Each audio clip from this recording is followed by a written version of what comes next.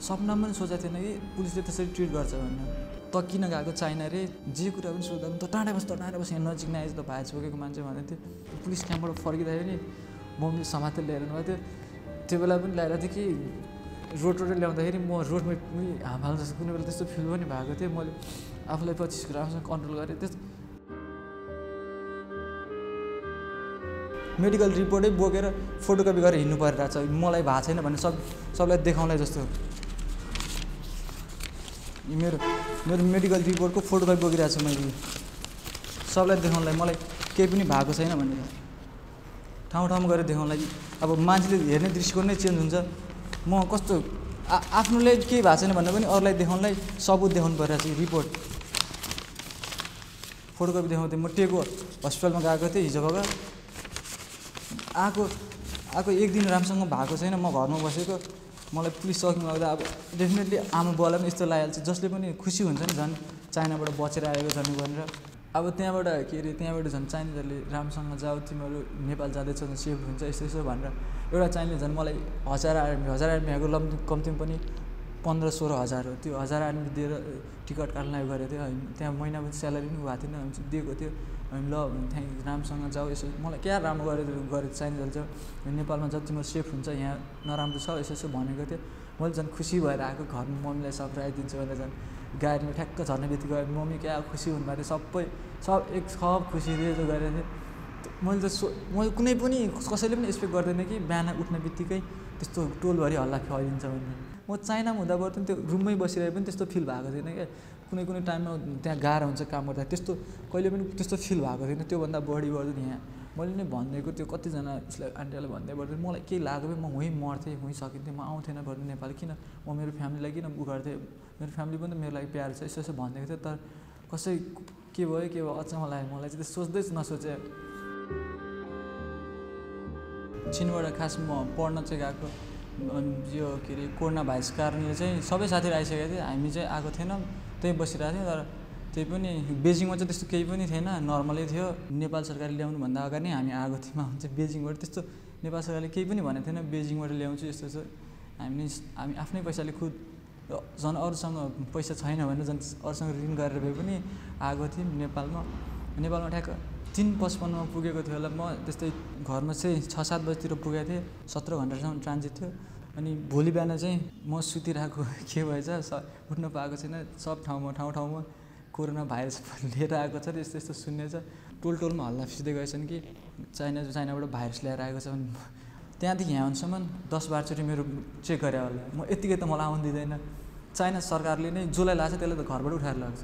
पछि पुलिसलाई नै वडा कारले म उजुरी गरेपछि पुलिसले नै भ्यान लिएर आउँ कि त आफै आउँछ यस्तो उसमा फोन गरेर रहेछ मेरो घरबेटीलाई, मेरो घरले चाहिँ पर्दैन त्यस्तो नराम्रो हुन्छ गर्दैन भनेर। हामी पुलिस चौकी गएको थियौँ। सपनामा पनि सोचेको थिएन कि पुलिसले त्यसरी ट्रिट गर्छ भनेर। म त कैदी त होइन, मैले कहीँ जेलबाट केही त चोरेको छैन नि, मैले केही नराम्रो काम गरेको छैन। म आफ्नै पैसाले आफै खुद नेपाल आउनु पनि नपाउने कस्तो रुल हो, अचम्म लाग्यो मलाई। सुरुमा त को चाइनिज ल्याएर राखेको छ भन्दै थियो, अनि त नेपाली बोल्न आउँछ भन्दै थियो। यसरी पनि सोधेँ। लास्टमा केही नभएर मेरो मम्मी सुन्दालाई त्यस्तो त सोध्नै मिल्दैन कुनै पनि। तपाईँ चौधरी हो भनेर यस्तो सोध्नै मिल्छ त कुनैलाई कसैलाई पनि? आफ्नै मनपर्ची भयो नि, हामीले केही जेल काम गरेर चोरी गरे पनि त्यसरी ठाडो सोध्नु मिल्छ नि त। मैले त त्यस्तो केही कामै गरेको छैन।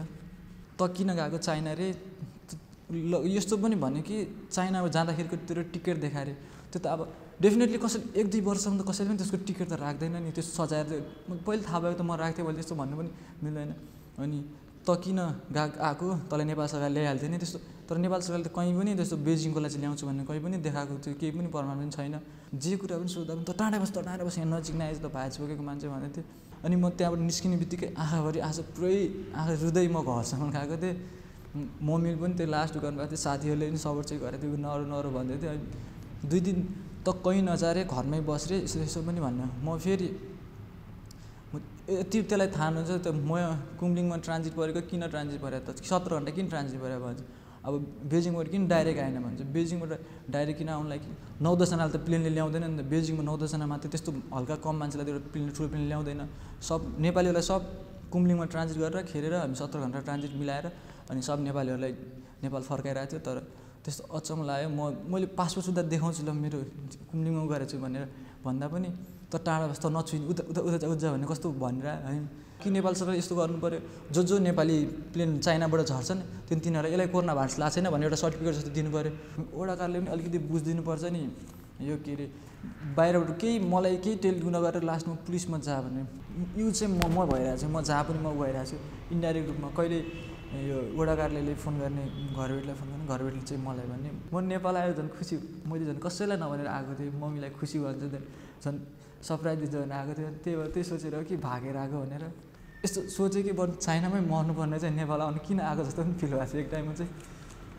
मम्मी हिजोसम्म पनि मम्मी पुरा रुइरहनु भएको 2-3 दिन भइसक्यो मम्मी राम्रोसँग गरेको छैन, निद्रा पनि लागेको छैन, कस्तो आफूलाई केही पनि भएको छैन त्यही पनि सबैलाई सुनाउँदैन पनि छैन भन्दा कस्तो ठाउँ अचम्म लाग्यो भने एक दिन पनि भएको थिएन म नेपाल आएको यस्तो सोच्दै नसोचेको।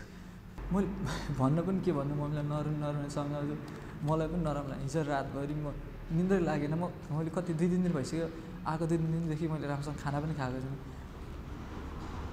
मलाई भाइरस लागेको थिएन होला, अब के अरे मलाई त्यो नखाएको देखेर बिरामी भयो भने खोकीसोकी लाग्यो भने झन् भाइरस लाग्यो भने पनि बेग्लो थियो।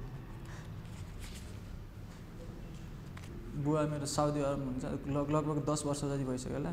यो 2 इयर्सको ब्याकमा यहाँ नेपाल आउनुहुन्छ। हामी 3 भाइ छौँ, एउटा दाइ चाहिँ साइप्रसमा, अर्को दाइ चाहिँ अमेरिका, अनि म चाहिँ यहीँ चाइनाबाट फर्केर आएको। मम्मी चाहिँ यहीँ बस्नुहुन्छ अनि ड्याडीले त्यही 2 वर्षको फरकमा त्यही साइप्रसमा कमाउँदै गरेको पैसाले हामी सबै पढ्दै गएर अहिलेसम्म यहाँ पुगेको थियो। तर यहाँ राम्रो हुँदा पनि आफूलाई केही नगर्दा पनि त्यस्तो हुँदो रहेछ त्यो।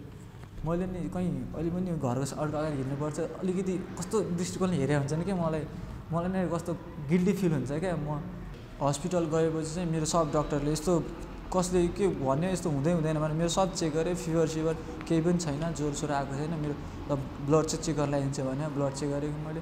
अनि उहाँले नै रिक्वेस्ट गरेर गर्न लगाएर इमर्जेन्सी गर्न लगाएर मलाई आज नै चाहियो भने मैले इमर्जेन्सी गर्न लगाएर इमर्जेन्सी गएर त्यो छिटो नै दिनुभएको थियो रगत। मैले घरमै त्यो चाहिँ राखिरहेको थिएँ। मैले मम्मीलाई सम्झाउनु कोसिस गरेको छु, अब कति मैले पनि केही भन्न सक्दिनँ, मम्मीलाई पनि त्यस्तो लाग्छ। त्यही भएर अलि पछि चाहिँ मम्मी घर छोडेर जाने सोचिरहनु भएको थियो। अनि चाहिँ धेरै नराम्रो लागेको छ मम्मीलाई। हिजो बेलुका पनि दाइलाई फोन गरेर आँखा पनि हाँसेको थियो मेरो पनि। अनि म पनि त्यस्तै सोचेर मैले रातभरि 2-3 दिन भइसक्यो म राम्रोसँग खाना पनि खाएको छैन, खानु मनै लाग्दैन। त्यस्तो भने चाहिँ कस्तो लाग्छ, रातभरि सुत्या पनि छैन। अनि झन् त्यो नलाग्यो भने झन् बिरामी जस्तो देखिन्छ। त्यो कोरोना भाइरस त थाहा भएन, चाइनामा लाग्यो होला, तर हाम्रो गाउँटोलमा चाहिँ दिमागमा भाइरस लाग्यो अचम्म थाहा छैन, त्यो चाहिँ त्यस्तो हुनसक्छ।